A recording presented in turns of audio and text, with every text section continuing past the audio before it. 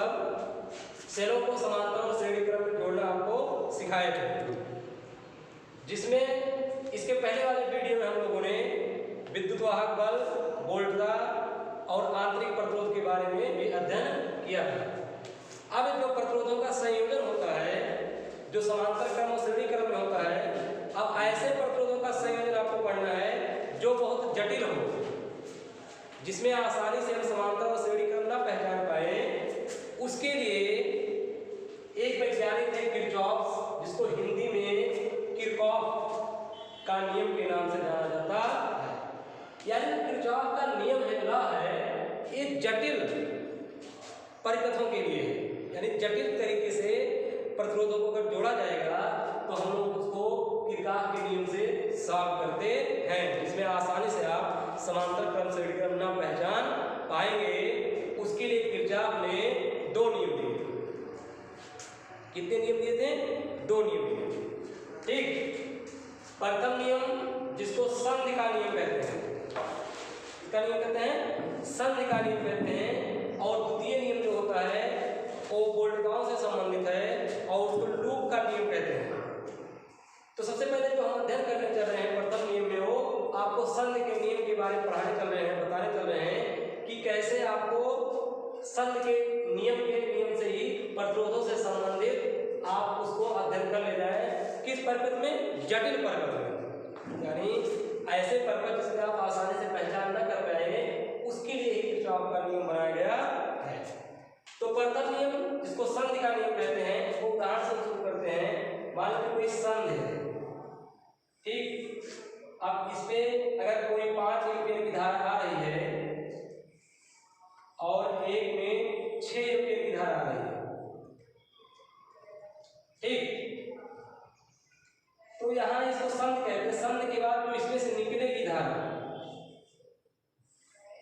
मान लीजिए अगर इसमें हम 5 एम्पीयर की धारा आई प्रवाहित कर दें, ठीक है, और इसमें पूछे आप इसमें कितनी धारा बह रही है, तो कौन सा नियम लगाएंगे? तो हम संधि के नियम से लगाएंगे, क्योंकि संधि का नियम जो कहता है, ये नियम है कि किसी भी संधि पर आने वाले धाराओं का बीजगणितीय योग, किसी भी संधि पर आने वाले धाराओं का बीजगणितीय योग बराबर होता है इस संधि से जाने वाली धाराओं के बीजगणितीय योग के बराबर। मतलब जितनी धारा यहाँ से आ रही है उस संधि से भी उतनी धारा बाहर निकलेगी। फर्क सिर्फ कितने हैं, इसमें 2 ही नहीं 3 अलग अलग पार्टों में भी इसको बांट सकते हैं, लेकिन जितना धारा आएगा उतने ही धारा जाती है। इसी नियम को हम संधि का नियम कहते हैं। तो जरा देखिए 5 एम्पीयर 6 एम्पीयर टोटल कितना आया था? 11 एम्पीयर धारा आया था। कितना प्रवाहित किया हमने धारा? 11, और इसमें क्या कितना रहा है? 5 आई, और इसमें हमें निकालना कितना है? एक क्वेश्चन मार्क है, ठीक है। तो इसको हम क्या करेंगे, इधर घटा देते हैं और क्वेश्चन मार्क के स्थान पे आ जाएगा कितनी? 6 एम्पीयर की धारा। तो देखिए क्योंकि 5 निकला था, आना कितना था इसमें? 6, दोनों का बीजगणितीय योग क्या आना चाहिए? बराबर आना चाहिए। वही हमारा प्रथम नियम है, अथवा संधि का नियम कहलाता है। अब इसमें और उदाहरण नहीं समझ सकते, जैसे मान लेते हैं आने वाली धारा I1 है, I2 है और I3, ठीक। संधि में आने के बाद इसमें जो निकलने वाली धाराएं हैं वो I4 है, I5 है और I6 है, I7 है, और भी हो सकते हैं। तो देखिए पूर्ण क्या कहता है, संधि का नियम कहता है जैसे कितनी भी धारा आती है, धारा आती क्यों जानते हैं? आवेशों के प्रवाह के समय को विद्युत धारा कहा जाता है। यानी जो आपका संधि पॉइंट है ये उस आवेश अथवा विद्युत धारा को संचित नहीं करता है, एक भी पॉइंट को संचित नहीं करेगा। ये क्या करता है? आने के बाद ये डिवाइड कर देता है। तो अर्थात हम इसको ऐसे लिख सकते हैं I1 plus I2 plus I3। ये कैसी धाराएं हैं? ये आने वाली है। कैसी धाराएं हैं? इनकमिंग धाराएं हैं। ठीक है। और देखिए बाहर जो संघ से निकल रहे हैं वो क्या क्या है, वो है I4, I5, I6 और I7।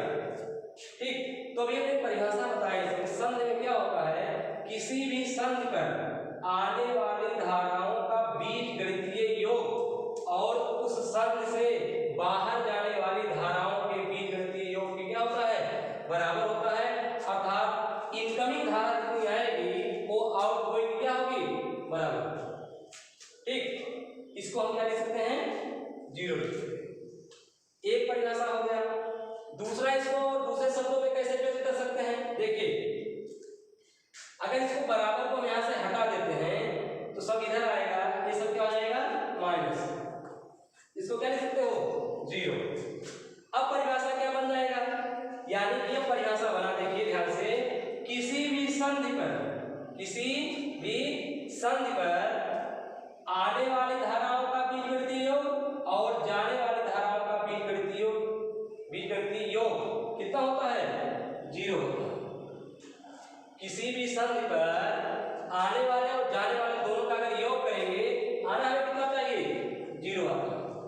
ठीक है, तो यानी इसको जो संधि का नियम है, इसको 2 परिभाषाओं से जान सकते हैं। पहला परिभाषा है, यदि किसी संधि पर आने वाले धाराओं का बीजगणितीय योग और उस संधि से बाहर जाने वाले बीजगणितीय योग क्या होता है, बराबर होता है। उसी बराबर को क्या करेंगे हम, इधर माइनस कर देते हैं, तो उनका योग कितना हो जाएगा, 0 हो जाता है। ठीक है, तो उसको हम योग या उसको माइनस भी कह सकते हैं, यानी दोनों का योग हमेशा क्या आना चाहिए, 0। योग का मतलब यहाँ कैसे समझ रहे हैं हम, ऋण से। ठीक, तो जो किरचॉफ का नियम दिया गया, ऐसे प्रतिरोधों के लिए हम लागू करेंगे जहां पर वो आपका परिपथ बहुत जटिल हो। परिपथ क्या हो, बहुत जटिल हो, जिसको हम आसानी से समांतर क्रम और श्रेणी क्रम ना पहचान पाए, तो उस नियम में आप संधि का नियम अर्थात किरचॉफ के प्रथम नियम का प्रयोग करेंगे। तो याद करिए, किसी भी संधि पर धाराओं का बीजगणितीय योग कितना होता है, 0 होता है। संधि पर कितना होता है, बीजगणितीय योग 0 होता है। उसको आप चाहे उदाहरण से समझिए और चाहे चित्र बना के ऐसे इसको जानिए। अर्थात जितनी भी धाराएं आएगी जानेंगे, दोनों को जोड़ के कितना आएगा, 0 आएगा। जैसे हमने उदाहरण को भी समझाया था, इधर कितना है देखिए, 5 और 6 को कितना हुआ, 11। अगर 5 निकल रहा था, इधर हमने निकाला कितना आ गया, 6, तो भी 6 5 11, दोनों 11 11 का कैंसिल कितनी हो गया पसंद, 0। तो किसी भी संधि पर धाराओं का बीजगणितीय योग कितना होता है, 0 होता है। उसी को किरचॉफ का प्रथम नियम कहलाता है, जो किससे संबंधित है, हमने पहले बताया, ये जटिल परिपथों के लागू होता है, जिसको आसानी से हम इसकी गणना न कर सके, तो हम इस संधि के नियम का पालन करते हैं। ठीक है, ते हो गया किरचॉफ अर्थात किरचॉफ का प्रथम रूल, जो किन परिपथों के लिए लागू होगा, जटिल परिपथों के लिए लागू होगा, जिसको आसानी से हम हल नहीं कर पाएंगे, उसमें इन सब का प्रयोग करेंगे। ठीक है, तो प्रथम रूल आपको क्या कहता है, किसी भी संधि पर धाराओं का बीजगणितीय योग कितना होता है, 0। तो संधि का मतलब समझ रहे हैं आप। ठीक, ये जो संधि का जो पॉइंट है, ये पॉइंट कभी भी ना तो धारा का ना तो आवेशों का संचय या संचित नहीं करता है, जितना पाता है उतना क्या करता है, डिवाइड करता है। तो इसे कहा गया है किरचॉफ का प्रथम नियम, जो किस नियम से संबंधित है, संधि का नियम संबंधित है, और ये धाराओं से संबंधित है। किससे संबंधित है, धाराओं का संबंधित है। ठीक, तो हम अब पढ़ते हैं द्वितीय नियम।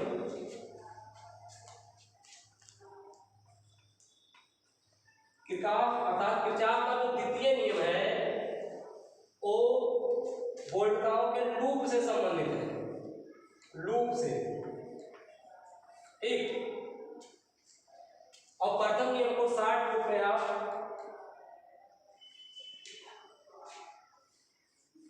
केसीएल भी कह सकते हैं। ठीक है, क्या कह सकते हैं, केसीएल के नाम से जाना जाता है। तो देखिए द्वितीय नियम पे चलते हैं, जो किससे संबंधित, लूप से संबंधित। अर्थात ये जो नियम लागू होगा वो बंद परपथ में लागू होता है। किस परपथ में लागू होता है, बंद परपथ में। और भी जो आपका धारा था, देखिए इसमें परपथ क्या था, खुला था। तो अब हम द्वितीय नियम के बारे में पढ़ाएं। तो द्वितीय नियम जो लूप से संबंधित है, अर्थात एक विभव से संबंधित है।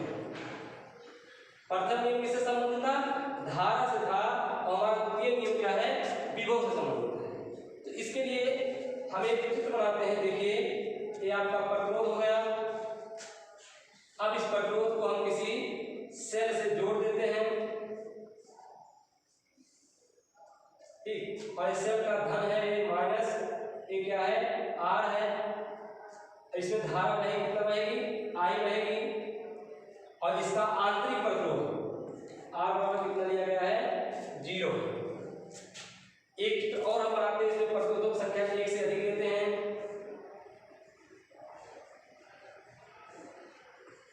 ए R1 है, ए R2 है। सेलों की संख्या हम बढ़ा देते हैं, माइनस है प्लस, प्लस हो माइनस है।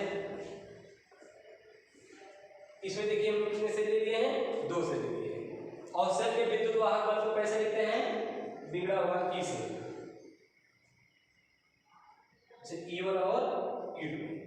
तो जरा इसमें हम देखते हैं द्वितीय नियम जो लूप से संबंधित है। लूप में आपको यह ध्यान देना है कि धारा किधर से किधर जा रहा है, आप किस दिशा से किस दिशा में जा रहे हैं, ठीक है। तो इसको हम नामकरण कर देते हैं ए बी सी डी। इसमें देखिए नामकरण करते हैं ए बी सी डी। तो जरा ध्यान से इसको देखिएगा, इसमें हमने आंतरिक प्रतिरोध कितना लिया है 0 लिया, ठीक है।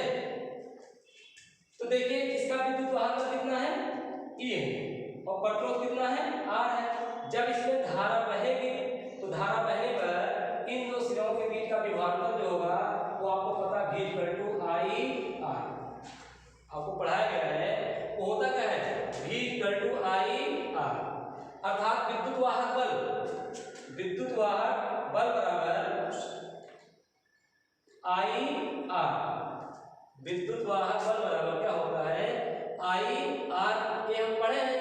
अब इसको हम क्या करते हैं पक्षांतर कर देते हैं, यानी विद्युत वाहक बल माइनस IR बराबर क्या हो गया 0। देखिए विद्युत वाहक बल और ये भी है और वोल्ट यानी दोनों ही वोल्ट हैं। तो दोनों का अंतर अगर देखा जाए, क्योंकि ये भी विभव है, ये विद्युत वाहक बल है, इसको भी विभव वोल्ट का कहते हैं, और IR भी क्या है भी है। अगर इन दोनों को हम अंतर लिखा जाए तो हम डेल्टा V बराबर क्या ले सकते हैं 0, अर्थात वोल्टताओं का अंतर कितना है 0, ठीक। अब जरा इस परिपथ में हम पढ़ते हैं, देखिए इसमें भी धारा कितनी आ रही है I आ रहा है। अब ये I क्योंकि ये श्रेणी क्रम में है और श्रेणी क्रम में धारा बढ़ता नहीं है, जितना धारा इसमें बहेगा उतना ही धारा इसमें भी बहेगा, ठीक है। तो इसमें कितने सेल लगाएंगे आप, हम 2 सेल लगाए हैं, ठीक। अब आपको इसमें ये ध्यान देना है, जो अगर प्रतिरोधक संख्या 1 या 2 से अधिक हो जाता है तो जो हम लूप का नियम लगाते हैं उसमें एक नियम लगाते हैं चिन्ह पर पार्टी का नियम। जैसे लेंस आप पढ़ते हैं उसमें आप चिन्ह पर पार्टी का नियम फॉलो करते हैं, वैसे इसमें जो R I E को लेना है वो चिन्ह का साथ लेना है। तो जो द्वितीय नियम लूप का नियम है, अगर उसको देखा जाए ये किस परिपथ में लागू होगा, तो आप कहेंगे ये बंद परिपथ में लागू होगा। किस परिपथ में लागू होगा, बंद परिपथ में लागू होगा। और अगर उसको भी परिभाषा के रूप में हम डिफाइन करना चाहें तो आप कहेंगे किसी भी बंद परिपथ में जो सेलों का विद्युत वाहक बल और प्रतिरोधों का वोल्टता, इसमें विभव कितना बह रहा है V/IR, और ये भी विद्युत वाहक बल है। तो किसी भी सेल के लिए जो विद्युत वाहक बल के वोल्टताओं का योग होता है, किसी भी सेल या उसको प्रतिरोध भी जोड़ सकते हैं, किसी भी सेल अथवा प्रतिरोध के विद्युत वाहक बलों या वोल्टताओं का योग कितना होता है 0 होता है। इसलिए हमने देखो पहले उदाहरण से आपको समझाया कि E - IR बराबर कितना आ गया 0 आ गया। अब यहाँ से हम परिभाषा आराम से बना सकते हैं, किसी सेल अथवा प्रतिरोध, यानी एक परिपथ है जिसमें सेल भी लगे हों और प्रतिरोध भी लगा होता है, तो उस परिपथ के लिए बंद लूप के लिए जो द्वितीय नियम होता है वो उनके वोल्टताओं के योग के जितने भी वोल्टताएं होंगी सबका योग कितना होता है 0। उसमें सभी संख्या पर धाराओं का बीजगणितीय योग 0 होता था, इसमें वोल्टताओं का बीजगणितीय योग क्या होता है 0। प्रथम नियम को तो अगर देखा जाए वो आवेशों के संरक्षण में लागू होता है, यानी आवेश को संरक्षित किया रहता है, बर्बाद नहीं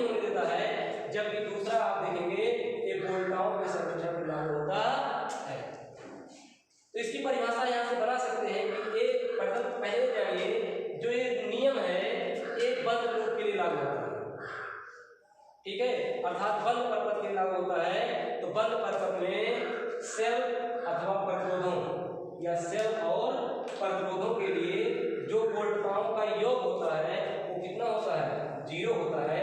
जैसे देखिए हमने यहाँ से लिख दिया कि E माइनस आई आर बराबर 0।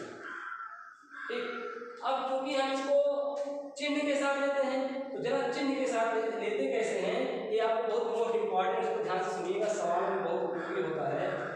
जैसे कोई प्रतिरोध होता है, ध्यान देखिएगा, ठीक, ये प्रतिरोध है और ये धन है, धन से जुड़ा है, किससे जुड़ा है, माइनस से। तो ये आप इस पर डिपेंड करता है आप किस रास्ते से जा रहे हैं, किस रास्ते से, जिस रास्ते से अगर जा रहे हैं वो धारा ऐसे बह रही है, अगर इसी रास्ते से हम भी जा रहे हैं तो जो ये V = IR होगा ये क्या होता है, माइनस होता है। अगर जिस रास्ते से हम जा रहे हैं और प्रतिरोध भी उसी रास्ते में मिल जाता है तो उनका जो चिन्ह होता है, प्रॉपर्टी का नियम होगा, वो कितना होता है, -IR होता है। ठीक है, जैसे देखिए हम इधर जा रहे थे, R भी मिला, इसलिए कितना गया, -I। लेकिन इसको डायरेक्ट से करके दिखाई दे, एक के लिए लागू होता है। ठीक, तो अगर हम जिस दिशा में जा रहे हैं उसी रास्ते में हमारा धारा और प्रतिरोध में मिल जाता है तो उसको हम किस चिन्ह के साथ लिखेंगे, माइनस चिन्ह के साथ। दूसरा नियम देखिए, प्रतिरोध है ये माइनस है। अब देखिए इसमें धारा इधर जा रहा है और हम अगर उस धारा के विपरीत आ रहे हैं, क्या रहे, कैसे आ रहे रास्ते से, जिधर धारा जा रहा था प्रतिरोध के, उसके अगर हम विपरीत चल रहे हैं, ठीक है, तो हम यहाँ +IR लेंगे। क्या लेंगे, +IR लेंगे। ठीक, ये तो हो गया प्रतिरोधों के लिए। अब शेल के लिए हम देख लेते हैं। तो चिन्ह का विशेष ध्यान रखना, अगर चिन्ह आप नहीं जान पाएंगे तो इसका एक भी सवाल हल नहीं कर सकते, इसको ध्यान रखिएगा। अब देखिए धन है, ये क्या है, माइनस है। अब जैसे इसको हम बैटरी से जोड़ते हैं इसमें धारा प्रवाहित होने लगती है। तो देखिए जब धारा इसमें बहेगी तो अगर देखिए अगर ये धन है कि नहीं, अगर हम इधर देखिए, अगर हम धन से ऋण की तरफ जा रहे हैं, यानी जब सवाल हम लगाएंगे ABCD लिखेंगे तो आपको पता होगा ना हम किस पास से किस पास की तरफ जा रहे हैं। तो अगर हम इसमें धन से, अगर हमारी दिशा भी धन से ऋण की दिशा में होगी तो जो हमें चिन्ह प्रयोग करना है वो -E करना है। जबकि E के बारे में आपको पता है, जुड़ा हुआ E जो होता है ये क्या है, ये विद्युत वाहक बल है। इसी का व्युत्क्रम क्या होगा, अगर हम रास्ते से आ रहे हैं और अगर पहले और रास्ते में ऋण पहले पड़ जाता है, देखिए इसमें पहले क्या पड़ गया, धन पड़ गया। अगर रास्ते से आ रहे हैं उस रास्ते से अगर पहले हमें क्या मिल गया है, माइनस मिल जाता है तो उसको हम क्या लिखेंगे, प्लस विद्युत वाहक बल या +E लिखेंगे। ठीक है, तो इन्हीं नियमों के सहारे से हमें इसमें क्या करना है, पालन करना है। ठीक, यानी इन्हीं नियमों को क्या करना, धन और माइनस का क्या करना, इसमें हम पालन करेंगे और देखेंगे R1 R2 के लिए किस प्रकार से नियम लागू होता है। ठीक है, तो देखते हैं लोग ध्यान से इसको। अब इसमें देखिए हम पहले इसको जांच करते हैं। तो इसमें पहला हम जो लूप लेते हैं, हम पासा लेते हैं, वो लेते हैं ABCD। इसके बाद अभी उल्टा इसका जांच करेंगे ABCB, दोनों पर इसको जांच करेंगे। तो देखिए ABCD का मतलब हो गया, हमें शुरू कहाँ करना है, A से B की तरफ।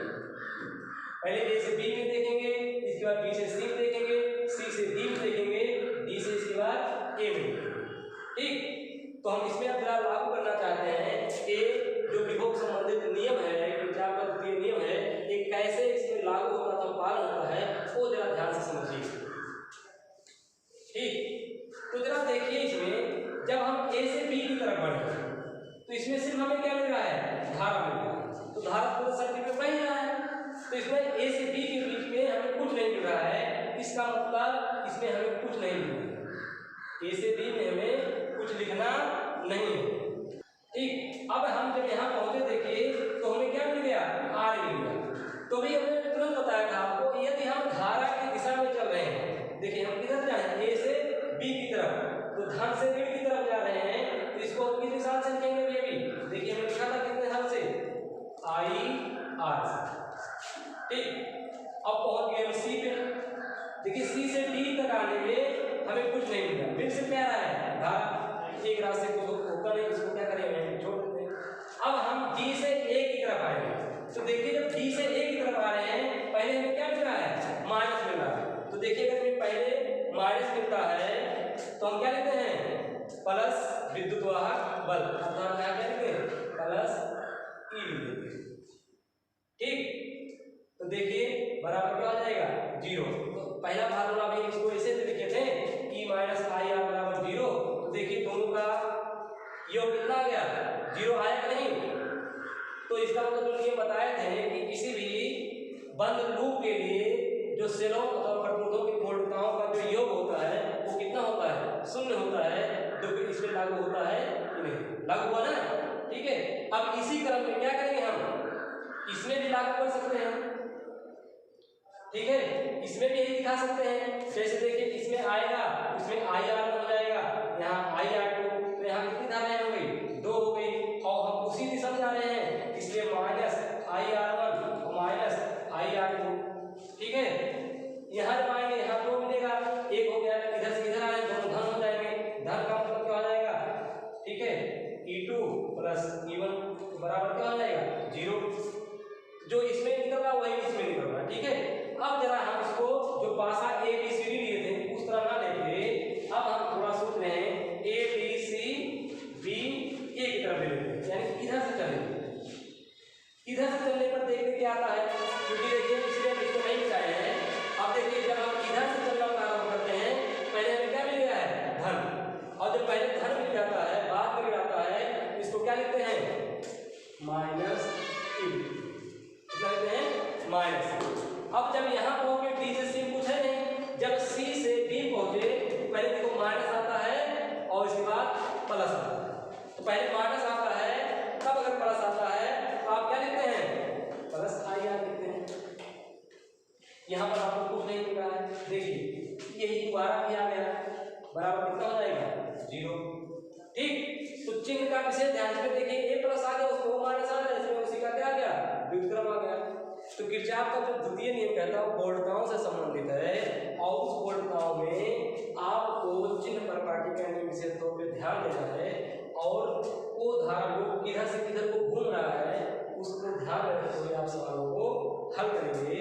अर्थात अगर इसको देखा जाए, परिभाषा इसकी बनाएंगे तो लिखेंगे, क्योंकि ये जो नियम होता है बंद लूप के लिए लागू होता है, और किसी भी परिपथ में सेल और प्रतिरोधों के जो बोल्टताओं का योग है, अर्थात जो बोल्टताओं का बीजगणितीय योग है वो कितना होता है?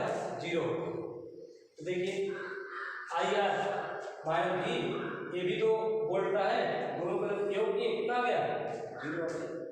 ठीक है, तो ये हो गया द्वितीय नियम। और इससे संबंधित जो उदाहरण है उसको हम क्या करेंगे अगले वीडियो में और आगे समझाने का प्रयास करेंगे।